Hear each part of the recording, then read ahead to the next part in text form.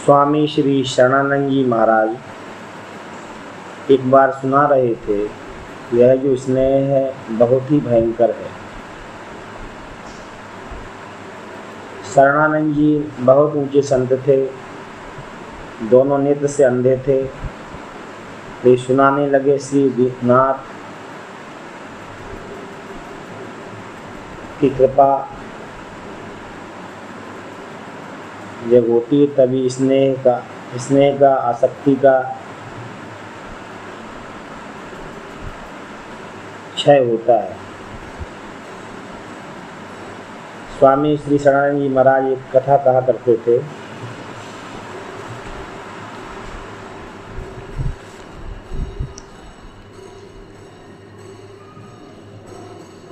एक उदाहरण दिया करते थे स्वामी जी।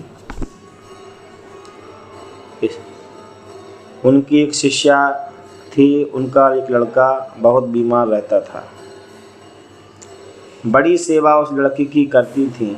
वह इतने नियम से रहने लगी कि उसको दूसरा पुत्र ना हो। दूसरा पुत्र ना हो जाए, दूसरा पुत्र हो गया तो उसकी सेवा में कमी आ जाएगी। इसलिए दूसरे पुत्र को जन्म भी नहीं दिया। लड़की की सेवा करती रही। एक दिन लड़का रोने लगा और कहा, माँ अब तू अपना स्नेह अब हमसे हटा ले, नहीं तो हमारी मृत्यु होगी नहीं। तेरे स्नेह के कारण, तेरी ममता के कारण हमारा प्राण नहीं निकल रहा है।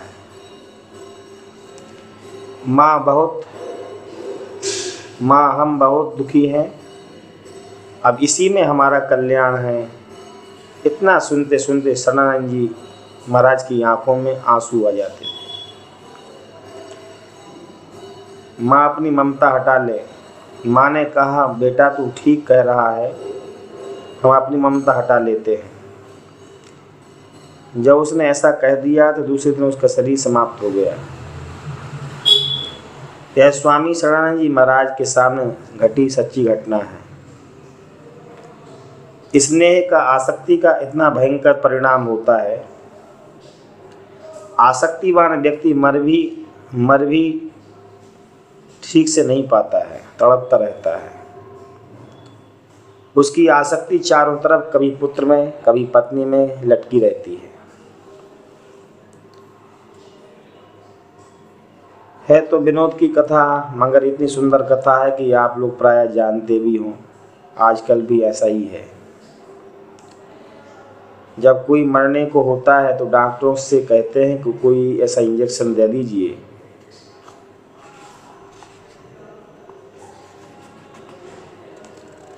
कि कुछ मिनट में चेतना आ जाए। तो 2,500-3 हज़ार रुपये का इंजेक्शन आता है। तो इंजेक्शन लगाकर पिताजी को वह कुछ छटपटाए, कुछ अंगुली दिखाया तो लड़कों ने कहा कि वह कुछ बताना चाह रहे हैं, बता नहीं पा रहे हैं। तो डॉक्टर से प्रार्थना किया कि कुछ इनको एक बार बुलवा दीजिए। तो डॉक्टर ने कोशिश किया तो जो बोले उस समय कहे कि मूर्खो, यह बछड़ा गाय का दूध पी रहा है और तुम लोग खड़े हो, कैसे घर चलेगा। कहा, धत तेरे की 3,000 का इंजेक्शन भी बेकार गया। आसक्ति रेव दुखस्य कारणम। आचार्य कहते हैं कि आसक्ति ही दुख का कारण है। श्री वशिष्ठ जी महाराज ने योग वशिष्ठ में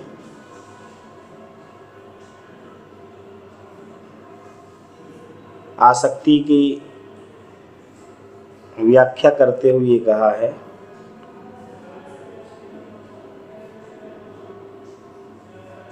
महाराज वशिष्ठ से भगवान रामचंद्र जी ने पूछा कि हम गृहस्थ हैं, हम कैसे रहें, गुरुदेव के गृहस्थ धर्म का पालन ठीक से कर सकें। हमको आप बताइए, हम उपदेश करिए। श्री वशिष्ठ जी महाराज कहते हैं कि अंतर्योगी बहिर्संगा लोके विचार राघवा। योग वशिष्ठ में श्री वशिष्ठ जी कहते हैं कि तुम भीतर से तुम जो तो योगी रहो, अनासक्त, और बाहर से कुछ पता न लगे। पत्नी यह ना समझे कि हमको नहीं चाहते, पुत्र यह ना समझे कि पिताजी हमारा ख्याल नहीं करते। भाई यह न समझे कि हमारी उपेक्षा करते हैं। का भीतर से तो असंग रहो, योगी रहो, अनासक्त रहो और बाहर से व्यवहार में कुशल रहो। अभी भी बहुत से ऐसे संत हैं जो व्यवहार में बड़े ही कुशल हैं। ना हटो ना सटो, थोड़ा असंग होइए तब आप वायु के ऋण से मुक्त हो सकते हैं। आसक्ति रन विश्वंगा पुत्र दारग्रहादिषु। श्री गीता जी में भगवान श्री कृष्ण जी कहते हैं, आसक्ति रन विश्वंगा पुत्र दारग्रहादिषु। थोड़ा असंग होइए तब आप वायु के ऋण से मुक्त हो सकते हैं। क्योंकि न्यायशास्त्र में वायु का लक्षण करते हुए न्यायशास्त्रकार कहते हैं, रूप रहितत्वे सति स्पर्शवत्वम वायुर्लक्षणम। वायु सबका स्पर्श करते हुए भी स्पर्श नहीं करती है, सब जगह रहते हुए भी किसी को दिखाई नहीं पड़ती है। गर्म हवा चल रही है, पसीना सूख गया, वायु का विशेष गुण है असंग होना। असंग रहिए। आपको अनुभव हुआ ठंडी हवा चल रही है, गर्म हवा चल रही है, पसीना सूख गया, वायु का विशेष गुण है असंग होना। असंग रहिए। भारतीय संस्कृति का जो अब शब्द है यह बहुत उच्च कोटि का शब्द है। आप लोग इतना सत्संग कर रहे हैं, इतनी कथा सुन रहे हैं, आप धन्य हैं, भाग्यशाली हैं। मगर कहीं अब आपको लग जाए कि अब बस अब लो नसानी अब नो न सही हो, अब लग जाए बस कल्याण है। अब का अर्थ है तब आपको लगेगा जब भगवान की कृपा होगी, नहीं तो अब का अर्थ लग ही नहीं सकता है। जिसको अब का अर्थ लगेगा निश्चित कल्याण होगा। इसमें अब लो नसानी अब नो न सही हो, राम कृपा भव निशा सिरानी, जागे पुरी न डसई हो, पायो नाम चारु चिंतामणि, उरकर से न कसई हो, श्याम रूप सुचि सुचिर कसोटी, चित्त कंचनई कसई हो, परवश जनी हसो इन इंद्री जन, नये बस हो न हसई हो, मनु मधुपन तन करी तुलसी प्रभु, पद कमल न बसई हो। संकल्प कर लो, निश्चय कर लो, अब तक जो हो गया सो हो गया, पर हम अब आपके हैं प्रभु। अब तक जो अपराध बन गए हैं, जो गड़बड़ी हो गई है, हम आपके सामने प्रतिज्ञा कर रहे हैं कि हम ठीक से रहेंगे और हमारे में आप कोई कमी नहीं देख सकोगे। अब तक जो हुआ सो हुआ। कन्हैया को एक रोज पुकारा, कहा उनसे जैसा हूँ अब हूँ तुम्हारा। वे बोले कि साधन किया तूने क्या है, मैं बोला कि किसे तुमने साधन से तारा।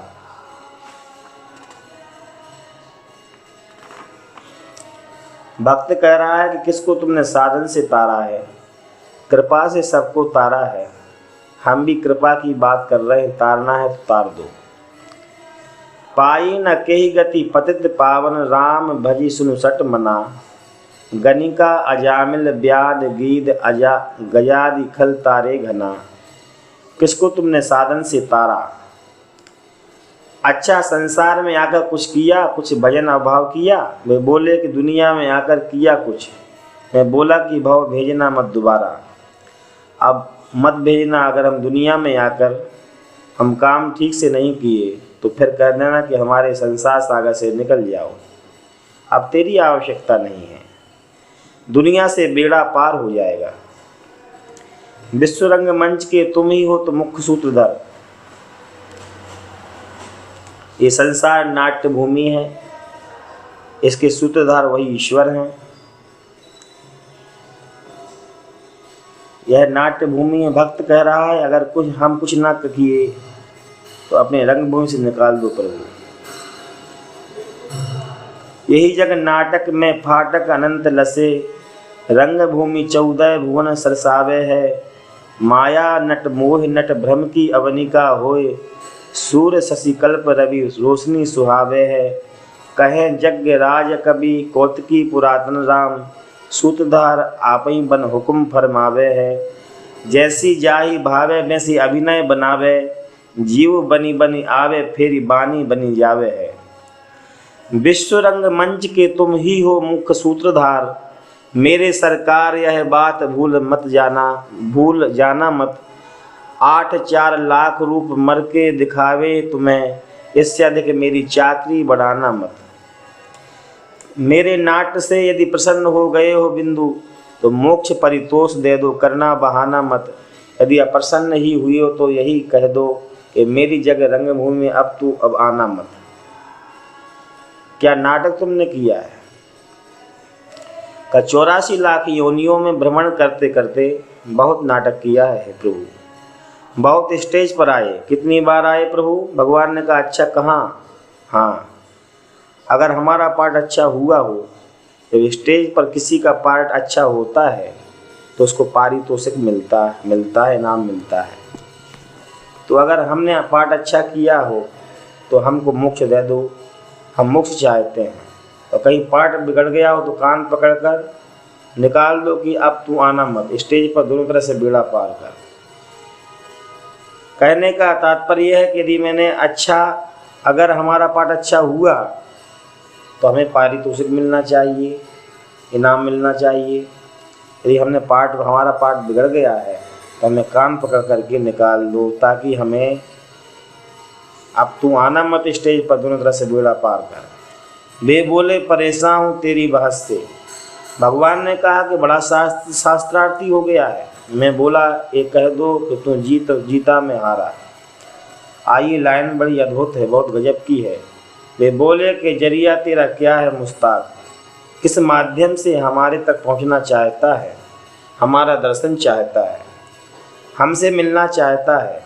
बहुत अद्भुत प्रश्न है ठाकुर जी का, मगर भक्त भी जबरा है। ऐसा बढ़िया उत्तर दिया भक्त ने कि बोला कि दृग बिंदु का है सहारा।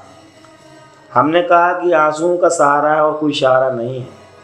प्रभु हम आंसू के गिरा सकते हैं और हमारे पास क्या है? सचमुच अगर कहीं भगवान के लिए आंसू गिर जाएं, संसार के लिए बहुत रोते रहते हैं हम लोग, कभी ठाकुर जी के लिए अगर आंसू गिरें तब फिर आनंद आ जाए। रू रो दो सुस्वरम राजम कृष्ण दर्शन लाल शाह। गोपियाँ रो रही हैं, श्री सुखदेव जी कह रहे हैं कि बड़े सुंदर से रो रही हैं। कहीं भी स्वर से रोया जाता है, गोपी गीत हो गई। कहे हाँ, संसार के लिए जो रोना है वह कुस्वर है, प्रभु के लिए रोना सुस्वर है। जो भगवान के लिए रोता है वह धन्य है, उसके आंसू धन्य हैं। कभी ठाकुर जी के लिए आंसू गिरा करके देखो। संत ज्ञानेश्वर और श्री संत नामदेव जी दोनों रास्ते में जा रहे थे। संत ज्ञानेश्वर ने कहा नामा। नामदेव जी को प्रेम से लोग नामा भी बुलाते थे, तो कहा नामा बड़ी प्यास लगी है। तो नामदेव जी ने कहा प्रभु कोई कुआं आवे तो बतावे। कुआं आया तो कहा कुआं आ गया। संत ज्ञानेश्वर जी ने कहा ठीक हो गया, हम तो पानी पी लेते हैं। संत ज्ञानेश्वर जी योगीराज थे, बहुत बड़े योगी थे। सूक्ष्म रूप धारण कर कुएं के भीतर गए और जल पी करके बाहर आ गए।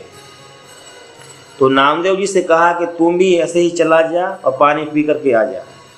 नामदेव जी यह विद्या जानते नहीं थे। नामदेव जी ने कहा हम तो यह विद्या नहीं जानते, आप तो योगीराज हो, आप इस तरह से जल पी आए। कुएं के पत्थर पर किनारे खड़े थे। नामदेव जी को इतनी गलानी हुई कि उनकी आंखों में आंसू आ गए, आंखों से आंसू गिर गया। और आंसू जब कुएं में गया तो कुआं का पानी ऊपर आ गया। संत ज्ञानेश्वर जैसे महान ज्ञानी रोने लगे। संत ज्ञानेश्वर ने कहा नामा, तेरा आंसू हमारी सब साधना को बहा दिया। तेरे 2 बूंद आंसू के सामने जितनी साधना थी सब आज समाप्त हो गई। भगवान कहते हैं कि तुम आंसू गिरा करके देखो। अगर तुम आंसू गिरा सकते हो, तुम 2 बूंद आंसू गिराओ, हम धारा बहा देंगे। हमारी प्रतिज्ञा है। ये यथा माम प्रपद्यन्ते प्रांस तथैव भजाम्य हम। जरा आंसू गिरा करके देखो, हम प्रतिज्ञा तोड़ने वाले नहीं। तुम लोग प्रतिज्ञा भले ही तोड़ दो, हमने प्रतिज्ञा की है, इसलिए जरा आंसू गिराओ तो देखो हम क्या कर सकते हैं। देखी सुदामा की दीन दशा, करुणा करके करुणानिधि रोए। पानी परात को हाथ छुए नहीं, नैनन के जल से पग धोए। भगवान ने कहा अगर तुम आंसू गिराओ तो हम आंसू की धारा बहा सकते हैं, आंसू की धारा बहा सकते हैं। जरा एक बार गिरा करके देखो। हम आपके सामने बता रहे थे। अब तो गोविंद के गुण गाले, सब सुख भोग दिए जग के, सब सब अरमान निकाले। रंग बिरंगे फूल जगत के, जितने देखे भाले। कच्चा रंग सभी का निकला, सभी पड़ गए काले। कच्चा रंग फूल को थोड़ी देर तक रख दीजिए, एक दूसरे दिन काला पड़ जाता है। अब तो गोविंद के गुण गाले, अब तो गोविंद के गुण गाले। सब सुख भोग लिए जग के, सब सब अरमान निकाले। रंग बिरंगे फूल जगत के, जितने देखे भाले, जितने देखे भाले। अब तो गोविंद के गुण गाले, अब तो गोविंद के गुण गाले। सब सुख भोग लिए जग के, सब सब अरमान निकाले, सब अरमान निकाले। रंग बिरंगे फूल जगत के, जितने देखे वाले। कच्चा रंग सभी का निकला, सभी पड़ गए काले। फूल को थोड़ी देर तक रख दीजिए, दूसरे दिन काला पड़ जाता है। बिंदु बिंदु पापों से तुमने घट के घट भर डाले। उन्हें मिटा दे शीघ्र बहा कर, आंसू के परनाले। बिंदु बिंदु पापों से तुमने घट के घट भर डाले। उन्हें मिटा दें शीघ्र बहा कर, आंसू के परनाले, आंसू के परनाले। अब तो गोविंद के गुण गाले, सब सुख भोग लिए जग के, सब सब अरमान निकाले। रंग बिरंगे फूल जगत के, जितने देखे भाले। कच्चा रंग सभी का निकला, सभी पड़ गए काले। अब तो गोविंद के गुण गाले। बिंदु बिंदु पापों से तुमने घट के घट भर डाले। उन्हें मिटा दे शीघ्र बहा कर, आंसू के परनाले। अब तो गोविंद के गुण गाले। कुछ हो जाता है तो लोग कहते हैं क्या हो गया, थोड़ी 100 बात हो गई। इस तरह से थोड़े थोड़े पाप से हम लोगों की घड़े भर गए। बिंदु जी कहते हैं कि आंसू बहा करके उन अपने पापों को निकाल दें। अब तो चेत जा, तो भाई असंग थोड़ा संसार से अलग होइए, तब कल्याण हो सकता है। वायु के ऋण से तब आप मुक्त हो सकते हैं जब आप में असंगता आएगी। बचा आकाश, आकाश के ऋण से तब आप मुक्त हो सकते हैं जब आप राग द्वेष से रहित हो जाएं। आकाश को न किसी से राग है न किसी से द्वेष। पापी हो तो भी उसको छाया देता है, और पुण्यात्मा है तो भी उसको भी छाया देता है। आकाश को किसी से राग द्वेष नहीं है। इसी से जो संत महापुरुष होते हैं उनको किसी से राग द्वेष नहीं होता है। ये सभी से प्रेम करते हैं और किसी से द्वेष नहीं करते। यह महापुरुषों का स्वभाव प्रतीत होता है। किसी से द्वेष नहीं का आकाश के ऋण से, तब आप मुक्त हो सकते हैं जब राग द्वेष से आप रहित हों। एक रबिया नाम की बहुत अच्छी संत हुई हैं, नाम था रबिया बेगम। उन लोगों ने कहा कि आपकी दिनचर्या देखने से ऐसा लगता है कि आप किसी से घृणा नहीं करती। तो रबिया ने कहा कि मैं कृष्ण प्रेम रस में अखंड इतनी डूबी रहती हूँ कि हमको घृणा करने का समय ही नहीं मिलता। हमको जब अवसर मिले तब ना घृणा करें। उमा जे राम चरण रत विगत काम मद को,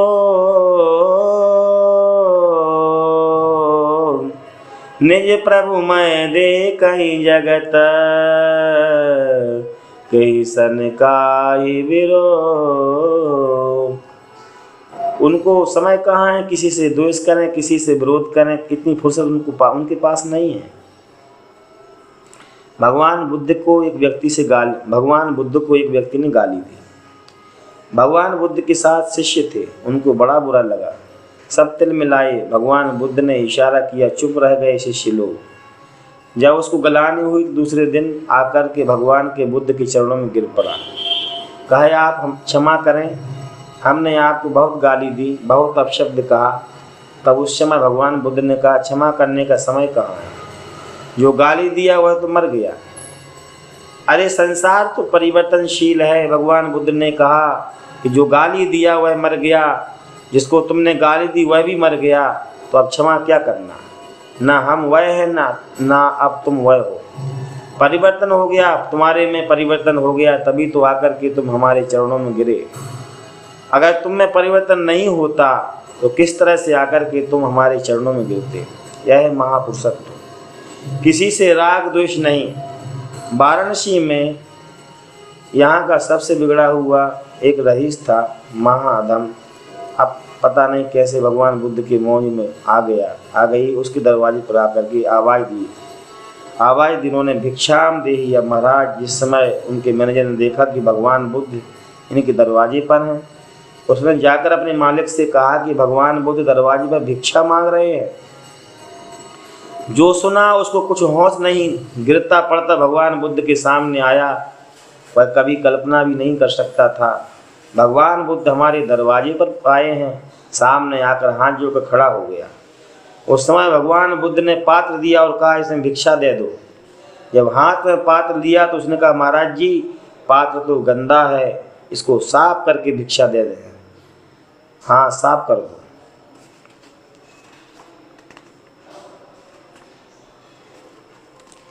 जब उसने भिक्षा दी तो उसने पूर्व संत का दर्शन हो चुका था। परिवर्तन हो गया उसके हृदय का। जब भिक्षा हाथ में दिया तब रो रहा था। उस समय उसने कहा, हमको आशीर्वाद मिले। भगवान बुद्ध ने पूछा, भिक्षा बड़ी चीज़ है कि आशीर्वाद? पढ़ा लिखा तो था ही। उसने कहा, आशीर्वाद बड़ी चीज़ है। तब भगवान बुद्ध ने कहा, जब गंदे पात्र में भिक्षा नहीं दी जा सकती तो गंदे व्यक्ति को आशीर्वाद कैसे दिया जाए। यह सुनते ही चरण पकड़ लिया। उस समय पीठ पर हाथ रख दिए। भगवान बुद्ध ने निहाल हो गया, धन्य हो गया। पीठ पर हाथ पड़ते ही संत राग द्वेष से रहित होते हैं। लाला बाबू बंगाल के राजा थे। लाला बाबू का वृंदावन में बहुत दिव्य मंदिर है। रंग जी के मंदिर के पीछे, ठीक पीछे, रंग जी और लाला बाबू के मंदिर के बीच में खाली एक गली है। उस गली के लिए बहुत केस चला है, क्योंकि लाला बाबू भी बंगाल के राजा और रंग जी का मंदिर है वो मद्रास के राजा। गली के लिए रंग जी मंदिर वाले कह रहे हैं कि गली हमारी है, लाला बाबू कहे कि हमारी है। दोनों में खूब केस चला। लाला बाबू के गुरुजी बहुत सिद्ध महापुरुष थे। लाला बाबू के मंदिर में जब मूर्ति की प्राण प्रतिष्ठा होने लगी तो वाराणसी, काशी से, मद्रास से बड़े बड़े विद्वान गए थे। लाला बाबू ने कहा कि प्राण प्रतिष्ठा हो रही है, जब तक ठाकुर जी की नाड़ी नहीं चलेगी और धड़कन नहीं होगी तब तक हम नहीं मान सकते कि प्राण प्रतिष्ठा हो गई। 21वें दिन धड़कन हुई और नाड़ी चली। प्रतीक्षा कर रहे थे वैद्य लोग नाड़ी में धड़कन हो। जब धड़कन हुई तब लाला बाबू ने कहा प्राण प्रतिष्ठा हो गई। वहाँ की मूर्ति अद्भुत मूर्ति है। लाला बाबू वृंदावन में एक चटाई बिछाते थे, सिर के नीचे एक ईंट रख लेते थे, ऐसे वैराग्य में रहते थे। अपने गुरुदेव के पास गए और गुरुदेव से कहा कि ठाकुर जी का दर्शन नहीं हो रहा है। गुरुदेव ने कहा क्या करें, ऐसा कहकर रोने लगे। उसी समय उनके गुरुदेव ने कहा, अभी तो मुकदमा लड़ रहा है, तुझको दर्शन कैसे होगा। फिर लाला बाबू अपनी कुटिया में नहीं आए। लाला बाबू मथुरा में जहाँ रंग जी का राजा रहता था वहाँ उसके दरवाजे पर लाला बाबू जाकर के कहे भिक्षा मिले भिक्षा मिले। जिसमें मंत्री ने जाकर के कहा कि लाला बाबू दरवाजे पर भिक्षा मांगने आए हैं, तो उसने ज्यों सुना त्यों चांदी की थाल में फल मिठाई सब लेकर भिक्षा देने के लिए आया। लाला बाबू झोली फैलाए थे, झोली में भिक्षा डाला और गले लगा कहा लाला तू हमको यहाँ भी जीत लिया वहाँ भी जीत लिया, भी केस समाप्त हो गया। अब हमारा तुम्हारा केस कैसा, परलोक भी पहले तेरा बनेगा फिर हमारा बनेगा। इतना अहंकार शून्य हो गया। हमारे दरवाजे पर तूने आकर के भिक्षा हमसे मांगी। जो महापुरुष होते हैं उनको राग द्वेष नहीं होता। जब तक राग द्वेष हो तभी तक आप बंधन में बंधे हुए हैं। सोने की हथकड़ी हो चाहे लोहे की हथकड़ी हो तो हथकड़ी है, ये समझे रहिएगा। अगर राग है सोने की हथकड़ी है, द्वेष है तो लोहे की हथकड़ी है, हथकड़ी तो हथकड़ी है। सुनिए, गुण यह उभय न देखिए देखिए सो अविवेक। सबसे बड़ा गुण माना जाता है दूसरे के दोष को ना देखना। श्री गोस्वामी तुलसीदास जी कह रहे हैं कि हो सके तो दूसरे के गुण को ही मत देखो, दोनों मायाकृत है। हमारे आचार्य कह रहे हैं कि देखो ऐसा कि किसी के दोष को मत देखो। अगर तुम्हारी ऊंची स्थिति हो तो गुण को यह मत देखो।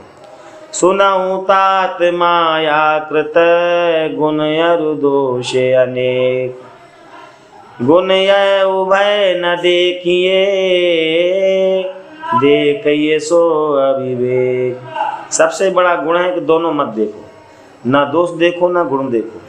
क्यों कहा भाई, चाहे गुण हो चाहे दोष हो दोनों हथकड़ी हैं। अब कितने लोगों के पुत्र अनुकूल हो जाते हैं, पत्नी अनुकूल हो जाती है तो घर छोड़ कर के नहीं जा सकते, ये तो गुण ही है। भगवान के भजन में बाधक है कि नहीं, उनको लगता है कि हमारी स्त्री बेचारी इतनी सीधी है कि इसको छोड़कर कैसे जाए, लड़का इतना आज्ञाकारी है। पूज्य श्री डोंगे जी महाराज कहा करते थे, अगर तुम्हारे सामने कोई फूल पड़ जाए तो उस पर तुम पैर नहीं रख सकोगे। इतनी तुम्हारी हिम्मत नहीं पड़ेगी कि तुम उस पर पैर रख दो। और कहीं कांटा सामने हो तो पैर से रौन करके निकल जाओगे। तो इसी तरह कांटा सामने हो तो पैर से रौन करके निकल जाओगे। तो इस तरह से संसार वाले अगर तुम्हारे अनुकूल हैं तो गुलाब का फूल है, और तुम्हारे प्रतिकूल हैं तो कांटा है। भजन में सहायक होंगे तुम्हारे, गुण भी कहीं कहीं दोष के रूप में आ जाता है।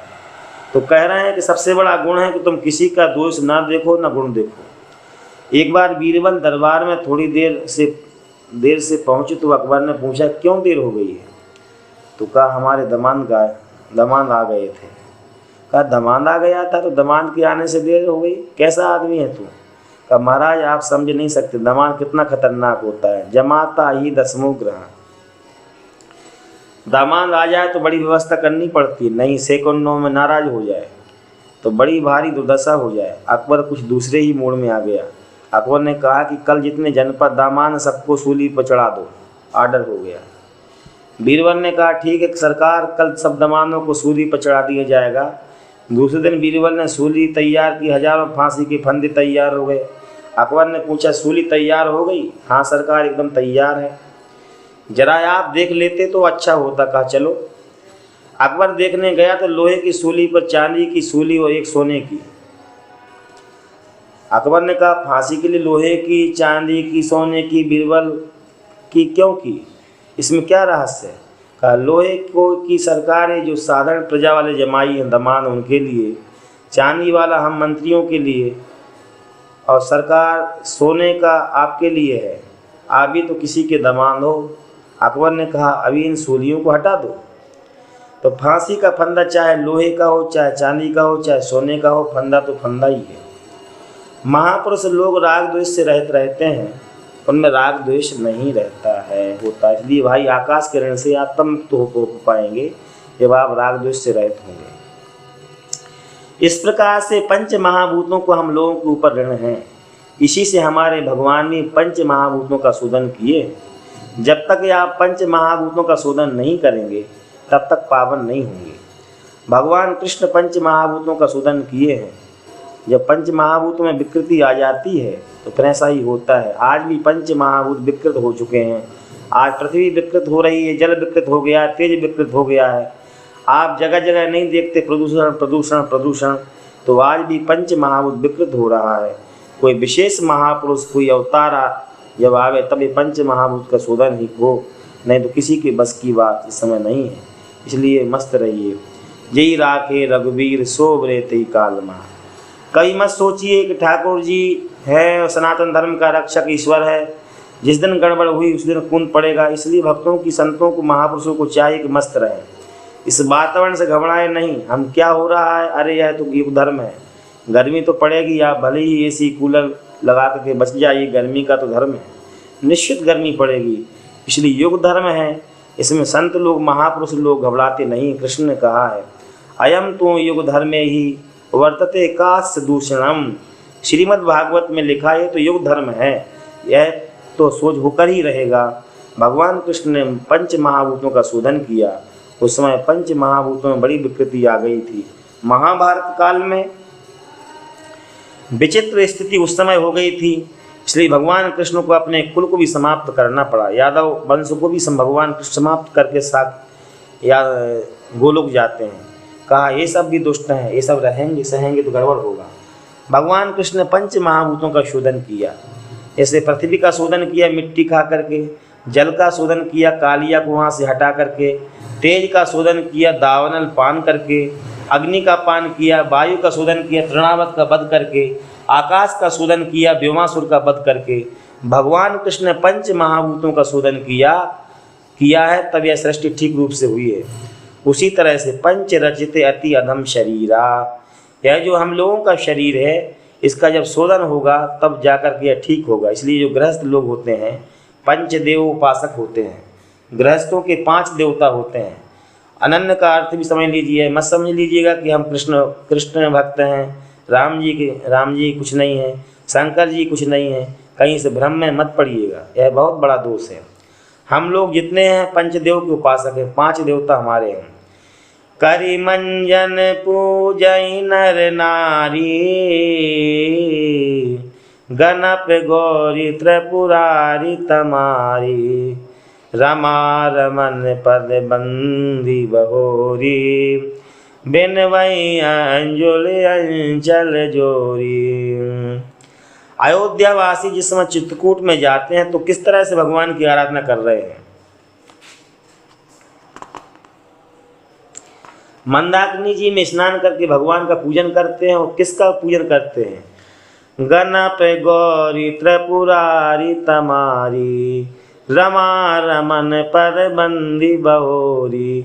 श्री गणेश जी का, गौरी पार्वती जी का, श्री त्रिपुरारी भगवान शंकर जी का, तमारी माने सूर्य भगवान, रमा रमन भगवान विष्णु जी का। इस तरह से हम लोग पंचदेव के उपासक हैं। हमारे यहाँ गणेश जी की पूजा होती है, माँ दुर्गा जी की पूजा होती है, भगवान शंकर की पूजा होती है, भगवान सूर्य भगवान की पूजा होती है, विष्णु स्वरूप में या तो भगवान राम की पूजा होती है या भगवान कृष्ण की पूजा होती है। हम लोग पंचदेव उपासक हैं। 5 देवताओं का पूजन हम लोगों को करना पड़ता है, तो हमारा पंचरचित अति अधम शरीरा जो है शुद्ध होता है। अयोध्यावासी 5 देवों की उपासना करते हैं। यहीं पर रामायणी चुक जाते हैं। यहाँ एक ऐसी जगह है जहाँ विद्वान लोग गड़बड़ी में पड़ जाते हैं। मुँह के हो ये बाचाल, पंगु चढ़ई गिरिवर गहन, जासु कृपा सुदयाल, द्रवं सकल कलिमल दान, मूकम करोति वाचालम। पंगु, हमको इसको जो गुरुमुख से नहीं सुनते, जो परंपरा से नहीं पढ़े हैं, इस दोहा को भगवान विष्णु की वंदना मान लेते हैं। मूकम करोति वाचालम, पंगुलांघेयते गिरम, यत कृपा तम हम वंदे परमानंद माधवम। भगवान विष्णु के लिए दोहा नहीं है, भगवान विष्णु के लिए अलग से आगे आएंगे, सूर्य भगवान के लिए है। यहाँ पंचदेवों की उपासना करके तब श्री गोस्वामी जी आगे बढ़े हैं। मुँह के हो बाचाल, पंगु चढ़ेंगे रिवर गहन। सूर्य की कृपा से मुख बाचाल हो जाता है, बोलने लगता है। पंगु जो लंगड़ा है वो चलने फिरने लगता है। जितना कली का मल है उसको सूर्य भगवान समाप्त करते हैं। ये भगवान सूर्य की उपासना है। पंचदेव का मंगलाचरण करके, वंदन करके तब श्री गोस्वामी तुलसीदास जी महाराज आगे ग्रंथ का प्रारंभ करते हैं। यह पंच महाभूत का शरीर है, इनका हम लोगों के ऊपर ऋण है, और हमारे प्रभु का श्री विग्रह जो यह पंच महाभूत से नहीं बना है, और हमारे प्रभु का जो श्री विग्रह है प्रभु मूर्ति कृपामयी, कृपा से बना हुआ है। इसलिए ठाकुर जी में जो कृपा ही कृपा है। चीनी का चाहे हाथी हो चाहे ऊँट हो, सब चीनी की मिठाई, चीनी का सब है, तो हमारे ठाकुर जी सच्चिदानंद स्वरूप हैं, सत्य चित्त आनंद। जय सच्चिदानंद जग पावन, अस कई चले मनोज न सावन, यत्र प्रविष्टा सकलोपि जंतुः आनंद सच्चिद घनताम उपेति। वृंदावन में जो लोग प्रवेश करते हैं, जो वृंदावन की सीमा में चले जाते हैं, वे सच्चिदानंदमय हो जाते हैं, वे मनुष्य नहीं रह जाते हैं। जैसे अयोध्या में जब बंदर भालू प्रवेश किए, आप लोग इस चौपाई पर शायद ध्यान नहीं दिए होंगे। कुछ ऐसी बात है जो श्रोताओं को जानना बहुत आवश्यक होती है, उनको ग्रंथ के प्रति आस्था होती है। रामायण क्या है उनको यह पता लगेगा। अयोध्या में जिस समय बंदर भालू प्रवेश किए, भगवान के साथ पुष्पक विमान से आए, तो चौपाई है, धरे मनोहर मनोज शरीरा। अयोध्या में बंदर भालू सब मनुष्य हो गए। उसी तरह से जब कोई वृंदावन प्रवेश करता है तो सच्चिदानंद स्वरूप हो जाता है। जैसे जगन्नाथपुरी में प्रवेश करते हैं, प्राप्ते तुम भैरवे क्षेत्रे सर्वे वर्णा द्विजोत्तमा। भैरवी क्षेत्र है जगन्नाथपुरी, वहाँ जो प्रवेश कर जाते हैं सब ब्राह्मण हो जाते हैं। इसलिए वहाँ दाल भात खाया जाता है। हम लोग स्वयं पाकी हैं, लेकिन वहाँ दाल भात महाप्रसाद खाते हैं। स्वयं करपात्री जी महाराज पुरी गए थे, तो हम दर्शन करने को, तो हम लोग कहे कि पूछो मत, स्वामी महाराज जी के मुँह लगी हुई है। महाराज जी ने खूब बात करते, महाराज जी यहाँ का जो महाप्रसाद, जबकि स्वामी करपात्री जी महाराज बहुत कर्मकांडी थे, यहाँ तक कि किसी का पानी वानी भी नहीं पीते थे। स्वामी करपात्री जी लोगों ने पूछा कि यहाँ का आप महावात क्यों पाते, तो उन्होंने कहा, श्रीनाथ भक्तों ये तीर्थ बहुत है, मगर यहाँ जो आनंद आता है वहाँ कहाँ नहीं है। ये श्री जी का क्षेत्र है, जगन्नाथ जी का क्षेत्र है, तीर्थ बहुत है, मगर यहाँ जो आनंद आता है वह कहीं नहीं। यहाँ बनाना नहीं पड़ता, बनाया मिल जाता है, दाल भात हम पाते हैं। इतना ही अंत जब भोग लगता है तो उस समय हमारा पंडा तैयार रहता है, स्नान करके खाली गमछा लपेटे, जहाँ वो भोग लगा उस समय हंडिया लेकर के भागता है और हमारे पास पहुँचा देता है, हम प्रसाद पाते हैं। उसी समय महाराज जी कहे कि यह भैरवी क्षेत्र, यहाँ जितने आते हैं सब के सब ब्राह्मण हो जाते हैं। यह क्षेत्र का तीर्थ का प्रभाव।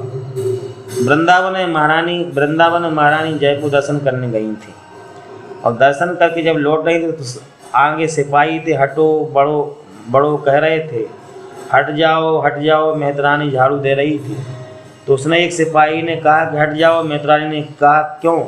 कहा कि रानी साहिबा को सवारी आ रही है। वो ऐसी झुंझुलाई और झुंझुला करके अपने झाड़ू को पटक कर कहा, कौन निगोड़ी आ गई है? यहाँ रानी दो ही हैं, एक राधा रानी, एक मेहतरानी, तीसरी रानी कौन आ गई है? जो रानी साहिबा ने सुना तो अपनी पालकी से उतर करके प्रणाम किया, ठीक कहा। यत् प्रविष्टा सकलोपि जंतु आनंद सच्चित घननात्मुपेति। यह बात कितना चरितार्थ होता है इस आख्यान में, जहाँ पहुँचने पर व्यक्ति सच्चिदानंद हो जाता है, वहाँ रहने वाला फिर क्या होगा। जैसे काशीवासी भगवान शंकर के गण हैं, काशी के कंकड़ शिव शंकर समान हैं। काशीवासी साधारण पुण्यात्मा नहीं है, यहाँ का गंगा जल बाहर नहीं जाता है। काशी मिट्टी और काशी का गंगा जल बाहर कहीं नहीं जाता है। हमारे महाराज बाहर कभी नहीं जाता। हमारे महाराज श्री गंगा जल से स्नान करते थे, गंगा जल का ही पान करते थे। इस तरह ये सब दिव्य भूमियाँ हैं। हम आपके सामने बता रहे थे कि हमारे जो प्रभु हैं वो कृपा के बने हैं, सच्चिदानंद स्वरूप हैं।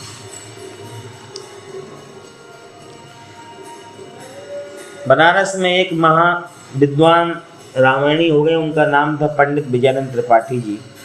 बनारसी भाषा में कहा करते थे कि हमारे प्रभु ठाकुर जी कृपा को छोड़कर जो कुछ कर ही नहीं सकते, लाचार इसलिए बेचारे, इसलिए उनको कृपा करनी ही पड़ेगी। जिसके पास जो चीज़ होती वही न देता है। एक संत को एक सज्जन गाली देने लगे तो शिष्यों ने कहा कि गुरुदेव गाली दे रहा है।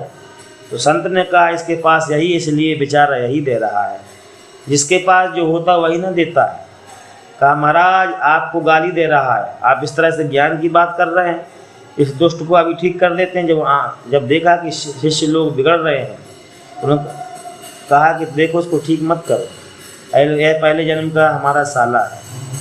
उमा संत कह यही बड़ाई, गोस्वामी जी की मोहर मार रहे हैं। संत का जितना लक्षण है सब दुष्ट लोग नकल कर सकते हैं, तिलक लगा लेते हैं, माला ले लेते हैं, वस्त्र बदल लेंगे, सब कुछ कर सकते हैं, मगर गोस्वामी तुलसीदास जी कह रहे हैं एक लक्षण ऐसा है जिसका